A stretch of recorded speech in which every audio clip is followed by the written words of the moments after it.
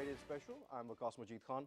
Today we're talking about the latest developments in the Pakistan, Afghanistan and American equation. The end of the Taliban ceasefire that they had announced for Eid has now come, and there are rising attacks. There are at least two major attacks that we have now seen and witnessed. We're going to talk about Pakistan's role in the peace process. We're going to talk about Fazlullah's killing, and we'll also talk about the trust deficit that has been manifest between Afghanistan and Pakistan, how that is now being bridged. We also are going to talk about what US needs to do in terms of bringing peace to this region. Let's begin the conversation. I'd like to introduce my guests in the studio. Joining me for the conversation today, first of all, we have retired Ambassador Ali Sarwar Naqvi Saab with us. Joining him, we have Dr. Shahryar Khan, and with him, we have Qamar Cheema Saab. Thank you, sir, for being here. Sir, we also have a very interesting report in the press today about US officials, especially Alice Wells, reminding Pakistan that it is still on notice. And do you think that that's the kind of language that should be used when we're talking about bringing peace to the region, sir? Well, it is a language that is in keeping with what the language or the lexicon of the Trump administration, because their lexicon has changed. The old lexicon, the standard traditional lexicon, was much more polite and couched, couched, at least if not polite, at least couched in terms which were more palatable to the other side. Right.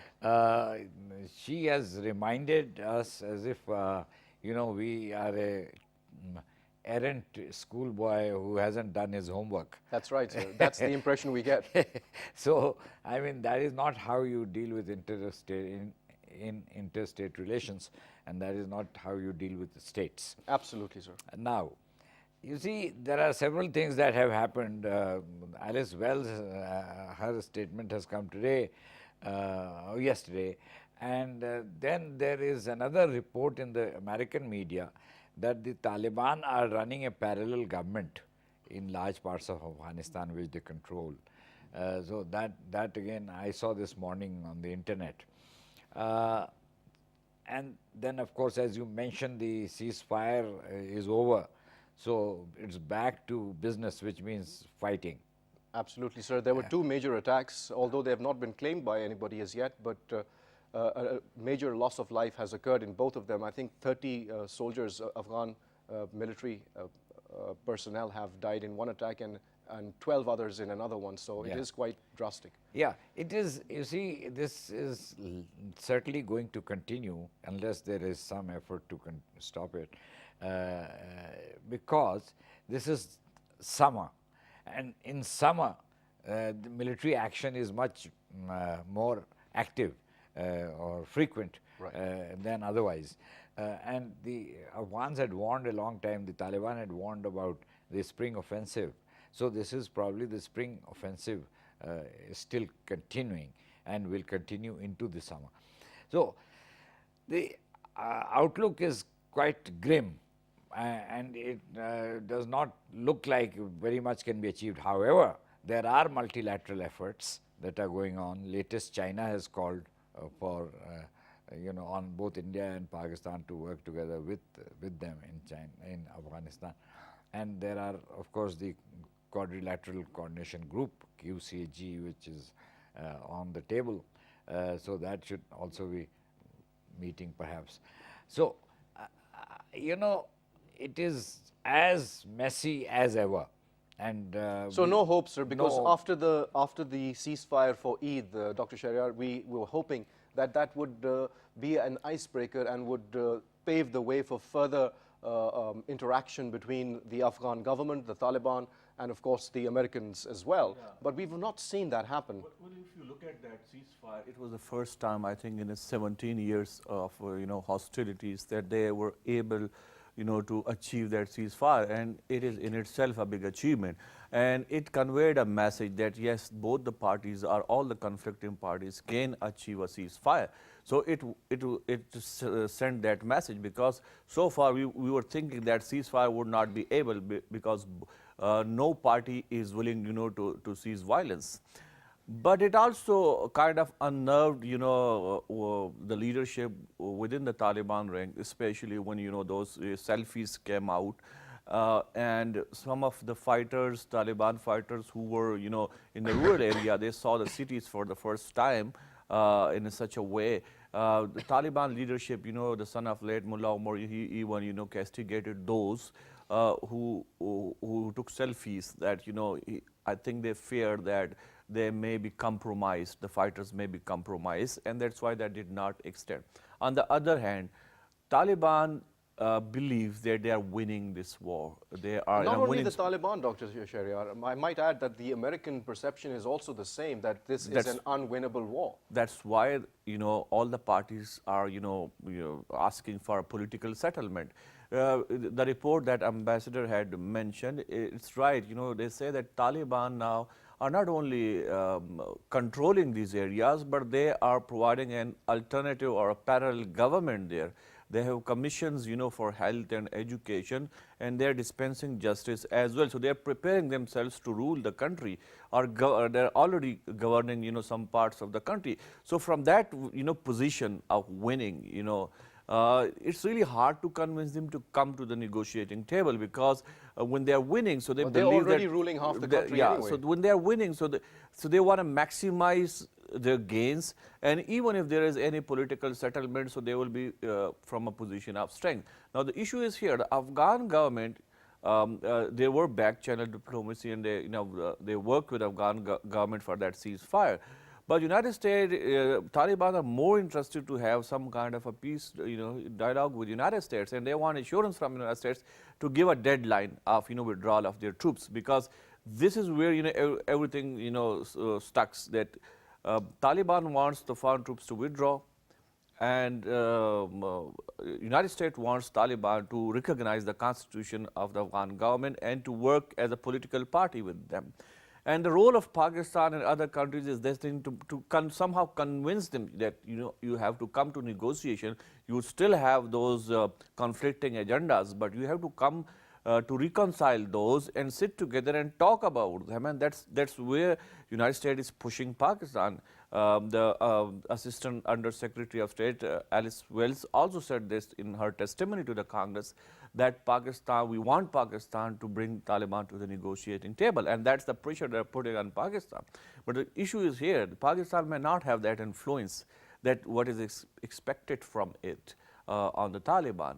Well, we don't think that maybe in the past Pakistan had that kind of an influence, but today Taliban have other countries with which they have relationship, like Iran, like Russia, and China. So they don't anymore rely totally on Pakistan. They also have diversified their relationship. So it means that Pakistan has lost its influence, or the former influence they had on the Taliban. Even in that Murray process, Pakistan really worked hard to convince them to come to the Murray process and be part of it, because they were not ready. And on certain occasions, we have seen that Pakistan cannot influence them the way the world expects Pakistan to influence Taliban. These unrealistic expectations also need to be re-evaluated by the Western powers when it comes to Pakistan's influence on the Taliban, because as you have just said rightly, that there's very little. And the other problem, Cheema Saab, is about the constant refrain of sanctuaries that are present in Pakistan. Now, we've conducted a number of operations. We have removed all those sanctuaries, but still the do more mantra, the blame game from the US continues. And that is what we are talking about in terms of the, haven't done enough, sanctuaries from its territory have not been cleared, and such accusations that we hear from the US from time to time. How can we convince the US that this is no longer the case? Well, I think as we talked initially, then you talked the language the Ambassador Alice Wells, I have really serious concern for the language they use. And such a low-rank US diplomat using such a language, and since we have a caretaker government and we don't know whether there will come a response from here or not, but I think there must be a response from that. Well, there should be one from the Foreign Office. Definitely, one thing. Second, as you're talking about the sanctuaries, I think Pakistan has done a lot of work, and still if it is not being recognized, and Pakistan has taken many American senators, even John McCain, and many others, those who came from the American Congress, and along with that, the diplomats, the British generals, the Russian generals, and we have showed them how things have improved there, what was the position of the area, now looking at the infrastructure, and even, the way the infrastructure has been built, the way things have been fine, even that infrastructure in FATA is much better than even in Islamabad. So things have recovered a lot, and people have been appreciating. But I think it's not about the sanctuary. The topic of the sanctuary is about the disconnect between Washington and Islamabad, and that disconnect is on Afghanistan, definitely. It is not about Pakistan. So when there is a disconnect in Afghanistan, definitely the battle comes in Pakistan. Cheema Sahab, there's another perennial problem that we've been facing with the US, and that is of lumping Pakistan with the Afghanistan situation, either an AFPAC process or the South Asian process, in which always Pakistan seems to be linked to another country. Now, can we not have a situation where Pakistan can be de-linked to Afghanistan and each country can be dealt with on its own terms with the US? Why is that approach not being used? Well, first of all, the blame that it is Al-Qaeda that is coming from Pakistan to Afghanistan or from Afghanistan to Pakistan because of the FATA. Now, FATA has been mainstream. Pakistan has cleared all the sanctuaries. There is no terrorist organization that is operating. Now, the Afghan Taliban, I was listening to the General Nicholson there, and he was saying that now the Islamic State people are coming from Pakistan into Afghanistan. A recent interview he gave to Al Jazeera, I watched that interview. Now, the problem is that, and there is no response from Pakistan, I think. It has been Pakistan who is eliminating everything. The US State Department report also blames that Islamic State is in India, but nobody talks about that. The way Pakistan has eliminated sanctuaries recently from Balochistan, and the way we are putting fence and nobody's supporting us, I think it is a problem of the disconnect. And that disconnect will continue till the time the Afghans don't have that particular capacity building and the Americans don't get the desired objectives out of Afghanistan. So they will blame and they keep on doing in Pakistan. The trouble here is that Pakistan's narrative is not being accepted. Pakistan's position is not being accepted. What are the problems in Afghanistan? The blame is here. Whatever little problems here, the blame is here. Above all, they understand that we just cannot get disconnected from Pakistan, and this administration has accepted that, and time and again, even Secretary Mattis has said that we just cannot move away from Pakistan. It's a very important country. And above all, the testimony he gave to Congress was that Pakistan has all the capability to do whatever it wants to do. So that is that particular thing that stops the American administration to be that tough, the way they were expecting will be tough, and coming from White House and the Secretary of Defense and the State Department. So all what we need to have is that, in my understanding, what I have the solution for this, the solution is that the Pakistan's parliament and the political elite, the political parties, they have to be more vocal. They need to give responses to the political administrations across the globe. Let's not just put it to the military forever. It's not just the military's job to do first clear the areas and then also fight the diplomatic battle on all the international capitals. The diplomatic battle can only be fought if the Foreign Office, with the support of the political parties, not just the ruling party, the opposition parties, they have to have, and above all, the Pashtun. A coherent, unified response coming from Pakistan, from all concerned. That is what the need of the hour is. We have to win the Pashtun nationalist groups here in Pakistan as well, because, for example, if it is Arakzai, Sherpao, and all these people, ANP, we have to win them as well. We have to make them to convince and talk to the Afghans, because they have a more leverage sometime in Afghanistan than the political government here. Okay, I want to bring this next question to Naqvi Saab. Naqvi Saab, in her testimony, Alice Wells also said that, or rather it was an admission that the policy, the South Asia policy, is not working. Now, this is very important, sir, because we've been talking about, initiating a peace process between the Afghan Taliban and inviting the US to join that. But the US has been reluctant. They say that the Taliban must first engage with the Afghan government. So overall, sir, the policy that the US came up with, the South Asia policy, is in shambles and it's not working. So why is it that the Americans are not changing this particular strategy when they know that it's not working? Yes, that is the key question, which is something that the Americans should look at. I think the policy is not working because they have the military approach.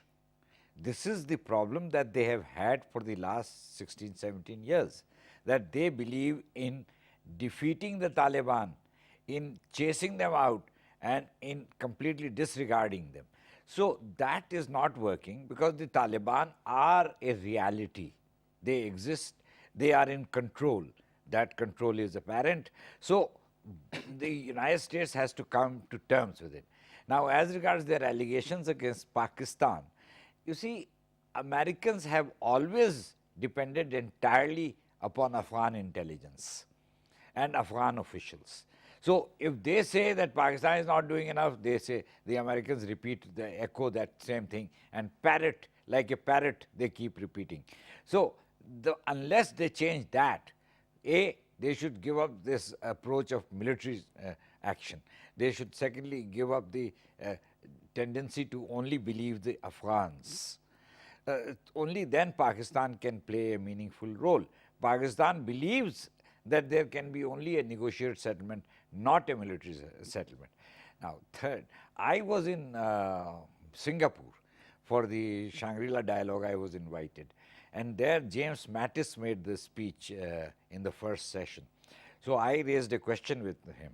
And you know, the only few questions were admitted, so I was the first to make a claim. So it is played up on the screen, and it is a big event, 800 people. Anyway, I asked a question about the nuclear issue, which is not relevant here.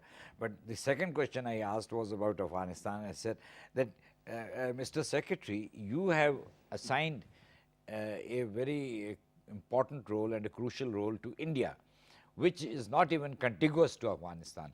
So do you think, even in terms of any kind of military or political calculation, can a country which is not even a neighbor of that other country, which is the subject of our efforts, can it deliver?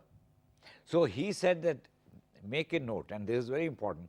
He said that we have assigned India a developmental role. We want them to help with the development of Afghanistan. But as regards the establishing of peace in Afghanistan, your country is very important. Right. And he pointed to me and he said that was an admission that was also made by Alice Wells in her report, that Pakistan has legitimate concerns in Afghanistan, and they also talked about trying to allay our concerns in Afghanistan. But what do you think the progress in those terms may have been, Dr. Saab? We also have a number of tweets that Ashraf Ghani recently made and spoke about, thanked Mr. Pompeo for the recent ceasefire that took place. And Mr. Pompeo also was engaging with Mr. Ashraf Ghani on this particular issue. Again, the question comes down to why avoid a political settlement in Afghanistan when that seems to be the only logical course? Why is the insistence on military campaigns? You know, the first part of your question is, if there is some improvement. Yes, we have seen that, and the reason being that Afghanistan now has seen that that somehow its interests are not aligned with Iran either, or with other countries either. So they now believe that it's better to work with with Pakistan, and for some time avoid that blame game that's been going on, to blame Pakistan for everything. And there have been high level exchanges of the leaders of the both countries, and where they have tried to minimize their trust deficit between the two countries. And of course this also sends a message to the United States that Afghan government is somehow working with now with the Pakistan. Coming to your question that why there can't be a political settlement. Now the reason of no political settlement is that all the parties involved there, they have some other agendas too. For instance, look at the Afghan government. It has a unity government, and in the unity government there is a serious fissures between these different camps. For instance, the camp which is headed by Abdullah, it's not in favor of sharing power with the Taliban in any way, and there's a power wrangling going on between these two camps as well. They're not unified on that as well. So the Afghan government, or elements within Afghan government, are not quite serious about any political settlement to be reached. On the other hand, if you look at United States have other agendas there. They somehow undermine the efforts of the Afghan government to reach a political settlement. Sometimes, even the recent ceasefire, they somehow, sent a message to Afghan government that they should be taken into confidence, wherever such efforts, are done. So, United States of America has its own agenda in Afghanistan, which may not be that of the Afghan government. Now come to the third party, to the Taliban. Now, Taliban have a very strict position. They have always maintained that we will not negotiate until foreign troops are withdrawn. This is what their leader Mullah Omar had said. Then Mullah Akhtar Mansoor, they said.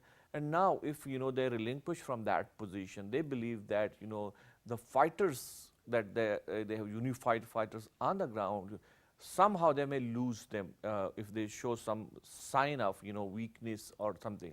So the whole narrative of the Taliban is based on this, that there is a foreign occupation of Afghanistan. It's not against the Afghan government as such. It's about the foreign occupation. Now the withdrawal of the foreign troops, that's their first and last, Sir, I'm I'm sorry to interrupt you here because Dr. Mohammad Faisal, the spokesman of the Foreign Office, is with us on the line. Let's get his views on these developments. Thank you very much for joining us, Dr. Faisal.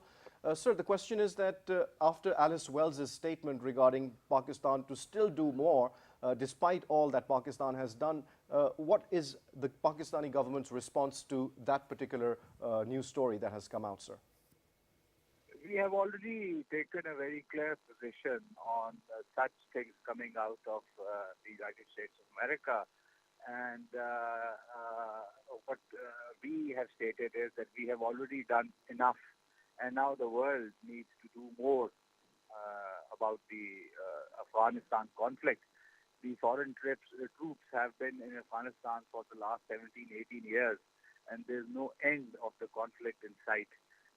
Pakistan faces attacks coming out of Afghanistan onto our civilian and military installations, and repeatedly this has happened even in this year.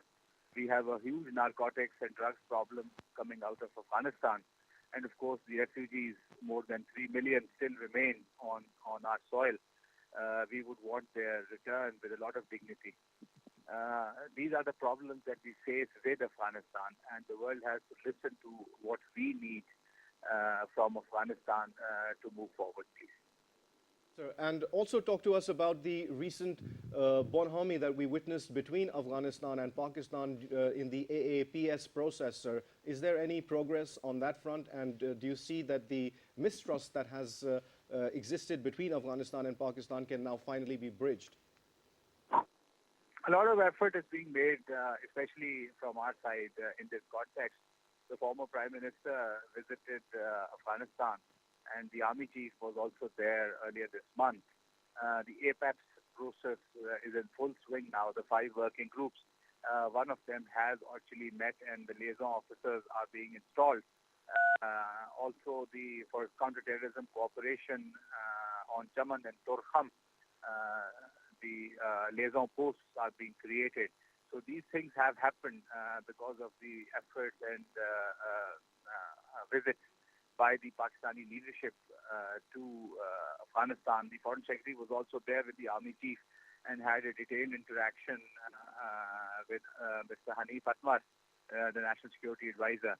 So we have made all-out efforts to reach out to the Afghan leadership, and the APEPS process is making headway. I am pleased to inform you that it is a positive development and is moving forward. And sir, one last final question is the new threat that is emerging in the region, and most worryingly for Pakistan, is the IS presence, that also close to the Pak-Afghan border, sir. What efforts are being made to contain that particular emerging threat? You're very correct. It's a good point that you make. The presence of Daesh, IS alongside, especially alongside the borders with Pakistan, and of course also along the borders with other countries of Afghanistan. The Daesh presence is increasing in border regions. As far as Pakistan is concerned, the presence of the development of APAPS and CT cooperation, the working group, military to military and intel to intel, is making progress, and one of the major issues that it targets and discusses would be the presence of Daesh along the borders. and of course that would remain a part of the dialogue and contact that Pakistan and Afghanistan have initiated in the recent days. All right, sir, thank you very much for taking out the time and sharing your views with PTV World. Well, you heard what Dr. Faisal had to say. Dr. Shahryar, if you'd like to continue with... Yeah, and one important factor of, of not achieving peace is this. A lot of countries, they want, they say politically that they want peace, but there is a huge constituency of war, which benefits from war, which benefits from conflict. And that constitution is not only in the country within Afghanistan, but they can be found, in the United States as well. For instance, military-industrial complex, where would they sell their weapons? Then you have the private security and private military companies. Their budget is in billions of dollars, so they provide most of these services in these conflict zones. If there is no conflict, where would they be employed? So there is those constituencies which can always spoil, such efforts. And whenever there is an effort of peace, it has to be saved from spoiler as well, because there would be spoiler. There is a war economy as well there, and people are benefiting from that war economy. So there are people who seriously don't want any peace settlement. The same can be applied, in any conflict in the world. And that's very huge and influential constituency. On the other hand, if you look at the lobby or different establishments, for instance, Pentagon would be happy to remain in Afghanistan. Now, it would be the civilian or the political leadership, who would look at the political fallout of, staying in Afghanistan. But as an institution of armed forces, they would, this is what they do. So they would like to be engaged there. As long as, they are engaged, they would be happy there. So it's that political pressure, from the people when it comes. That's why you see statements like this, they want to have a peaceful settlement in Afghanistan. But I don't see that it's seriously on the agenda because of different, because of the divergence of the interest of all these countries who have some stakes in Afghanistan, or who are involved in Afghanistan, or the neighbors of Afghanistan. I think because of, they don't come on one page, and because of that, you don't see any serious effort. There are efforts, but we don't see. I see that that's a very good point that you've made, and one that's very difficult to address as well. Cheema Saab, Ms. Wells has identified 4 key areas in which the US is supposedly working towards Afghan peace. And those are, first of all, supporting Afghan efforts to reduce violence and protect a peace process from spoilers, as Dr. Saab was mentioning, encouraging all political actors, including the Taliban, to participate in the peace process, supporting Kabul's efforts to eliminate the conditions that cause militancy, and encouraging Afghanistan's close and distant neighbors to back the peace process. Now, these 4 areas in which they're working, we haven't really seen much practical achievement in those terms. We've not seen the political approach being used to address this problem. It's still very much focused on the military campaign, as Naqvi Saab had also mentioned. Well, I think, first of all, just a few weeks ago, the Afghan authorities have accepted that the Taliban are the political reality. Before that, they never accepted. But the Afghans are saying that, the Americans are saying this is Afghan-led, Afghan-owned peace process. But nowhere in that process the Afghans have the say. Because, for example, if you just look at all America wants is that every solution that comes to the Afghanistan conflict, that needs to come from Washington and not from the region even. The Russia, the Iranians, the Chinese, and they put India there, as Ambassador Saab was talking, for development purpose, but it has raised the eyebrows of everyone, even especially of ours. So I think in this situation, and just look at they have accepted them the reality now as they are approaching for the elections next year.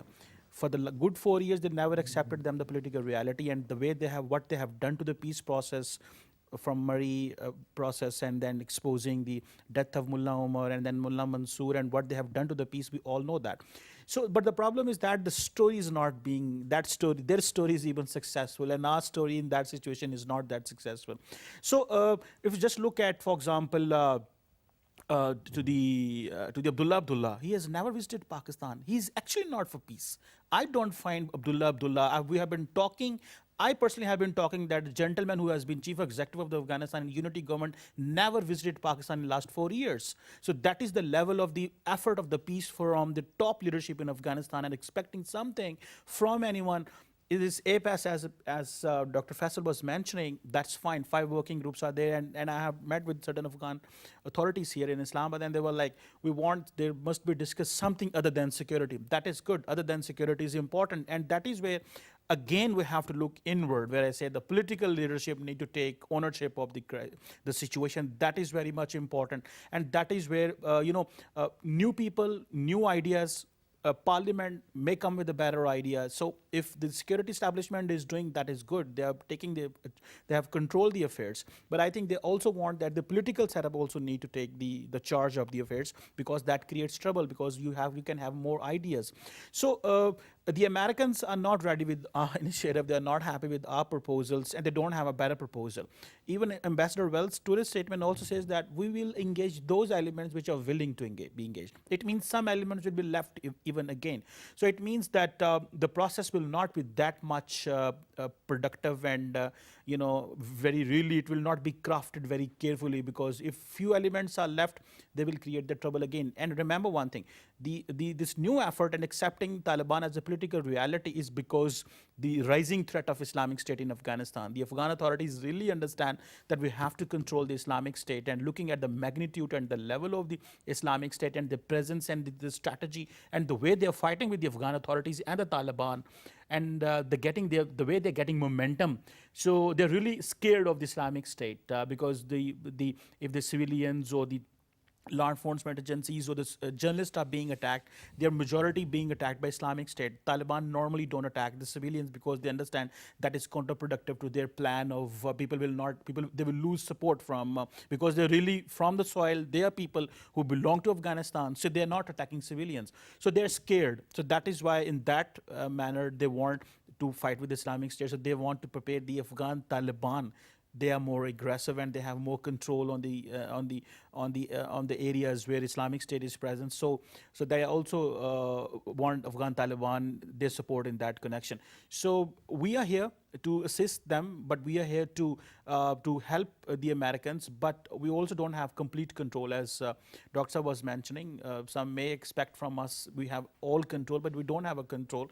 So I think this is where the Afghan authorities, they need to invest the American authorities need to invest diplomatically in Afghanistan. More diplomacy is needed, but unfortunately it is more security-oriented approach of the American administration, and we don't have a solution for this if there is no diplomacy. Just look at the cigar report, how it has, the cigar report has actually,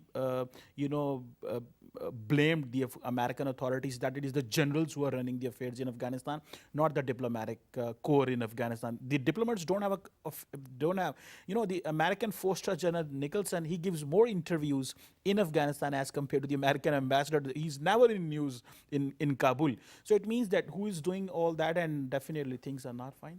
Absolutely. Well, sir, another thing that Alice Wells spoke about was the role of the neighboring countries of Afghanistan, and she also made this claim that we've repeatedly heard all the neighbors of Afghanistan speak about supporting the peace process in Afghanistan, and that, she says, is an indicator of the progress of the so-called South Asian policy. Now, please correct me if I'm wrong, sir, I do not see that any progress in those terms at all. I mean, it's just lip service. Yes, I mean, unless you deal with the problem, and unless you take account of what are the hindrances and the hitches. Let me clarify, sir. I meant to say that the role of the neighboring countries or the regional countries is never taken on board, or their suggestions are never taken on board by the Americans who are making decisions in Afghanistan. Yes. So what exactly does she mean about that being an indicator of progress?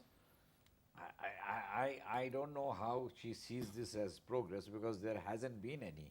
That's the point, sir. There hasn't been any, so I don't know what kind of progress she is imagining. But in any case, Americans, as you said, are not given to consultation.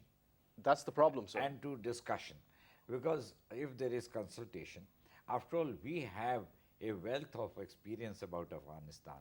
In Pakistan, at different levels, in the military, in the civilian side, we have diplomats, retired diplomats who have served in Afghanistan as diplomats for a number of years. So there are think tanks which can provide information, or analysis about Afghanistan. And we have blood relations with Afghanistan going And we back have a centuries, sir. large population of Pakistan. Centuries, sir. Which has blood relations. Absolutely. That is the biggest advantage that they can, or benefit that they can derive by listening to Pakistan's Yes. advice on this matter. So they only listen, and that is true of McChrystal, Petraeus, Nicholson, and all the ones that have been in between, that their entire intelligence is based on what they learned from the Afghans. And you know, this is the proof of it is a new book by Steve Cole, who wrote the famous book Ghost Wars about Afghanistan, and he is now written Directorate S about Afghanistan again, and the dealings between ISI and CIA. And in that, he has said that, you know, the CIA largely depends upon information provided by the Afghans, because the Americans neither know the language nor the way of life, so they can't venture into the villages and into the streets to find out what's happening.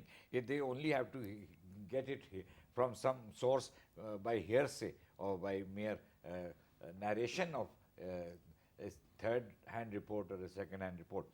So this is why there is this problem that there is no meaningful progress. And Naqvi sir, one last question, and that's for all of you to give your opinion on that matter, which is, why is it, sir, that Pakistan cannot be dealt with on personal terms with the US or any other country? Why is it that Pakistan has to face the additional baggage of what's happening in Afghanistan to deal with foreign countries? Yeah, there's one simple answer. Pakistan and the US do not have a convergence of interest.